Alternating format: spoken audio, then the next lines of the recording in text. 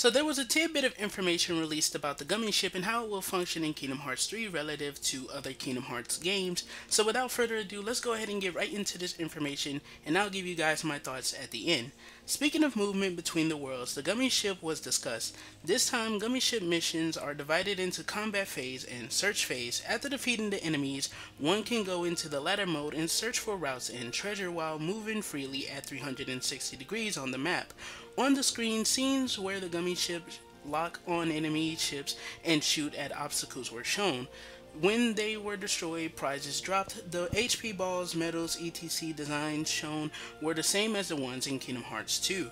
The Gummy Ship has the feel of an open world, said Tayasue. We cannot talk about it yet, but at first glance, this is something that is beyond the worldview of Kingdom Hearts and out of bounds. So I'm guessing what he means by this is that it's kind of a boundless world that we'll be going through, and maybe it'll play like something that is kind of reminiscent to No Man's Skies, if you know what I mean by that. I mean that, of course, you'll be able to traverse this whole open space, and we know that the Kingdom Hearts universe is actually massive because each individual star that we see in the universe actually is a world, and it's the light of the world's heart that is shining that other worlds can see, that is kind of stars in different places. So it's kind of weird when you think about like what the hell is actual stars in the Kingdom Hearts universe. Are they just like beacons of light that come up after nighttime in each individual world? Because we don't see true stars, and we know from like Yen Sid and a few other characters have stated that the worlds, or the stars I should say, is the world's heart shining down upon other worlds from a distance. So I'm guessing that that's what they mean, but we'll be able to traverse this open space and you'll be able to play it the same kind of way as what we got in the past, but this time you'll be able to move at a 360 range. Now, the problem I have with this is that one, I never truly liked the Gummy Ship in Kingdom Hearts 1 or Kingdom Hearts 2, and that's because I feel like the Gummy Ship was supposed to be this kind of mini game, but it always fell flat to me. No matter, there was I think 1 to 2 missions I liked in Kingdom Hearts 2 when it came to the Gummy Ship, and that was the one right before you fight the Organization 13 in the world that never was, and then I think it was when it first, like when the degree of like how many enemies first spawn, well, how many enemies spawn while you're traversing, of course, the space trying to get to the next world.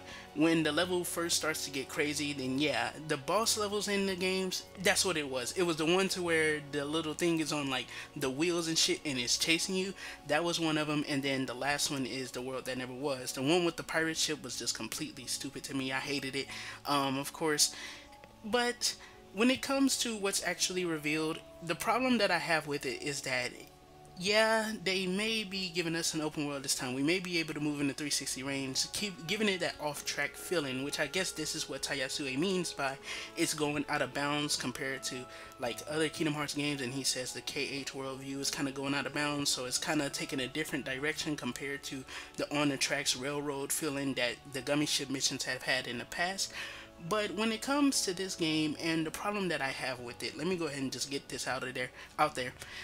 What they're saying here essentially is that the Gummy Ship will be completely different, and there's a chance that we may have to actually search for the worlds in these spaces. So how will we actually know where we're supposed to go? Now, I'm not saying that they should hold our hands, but I would love for there to be some kind of setup to where there's clues to finding a world versus just traveling a space and kind of reaching a world, because we know that the Heartless are going to be out in mass. We saw that in previous Kingdom Hearts games. So that's kind of the problem that I have with it, and I've never truly liked the Gummy Ship anyways. I like the drop more, and I know a lot of Kingdom Hearts fans don't like the drop, but I always felt like it gave us the ability to see more of the world as you descend into it, and that's what I loved about it.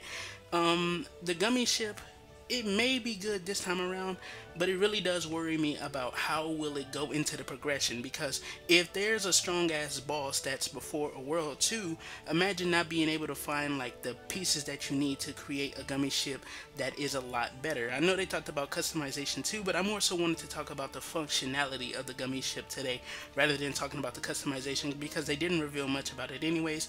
They just confirmed that the customization will still be relevant, meaning that more than likely they are probably going to take this further than they ever have before with the Gummi Ship in Kingdom Hearts 3, as it's going to now be this 360 thing, or this whole traverse, like this whole space that you can traverse. Now, they never said that they said it's like an open world, but they never said whether or not it's going to be completely 3D 100% of the time. So who knows, maybe battles will like actually feel exactly like they felt for Kingdom Hearts 2 when it comes to actually going to a world.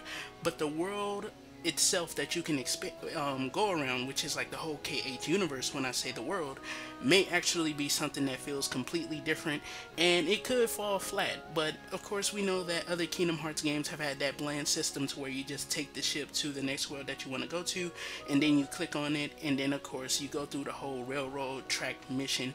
And of course, Birth by Sleep did away with that entirely, with them just going directly to the world, and Dream Drop Distance had to drop, which was my personal favorite way of going to worlds, because we were able to see like more of the world as you got closer to it, and it just showed you like exactly what this world was while you're traversing it. So let me know what you guys think about the Gummi Ship. Are you worried about it being open world? Are you worried about how this may play into the pacing of the game?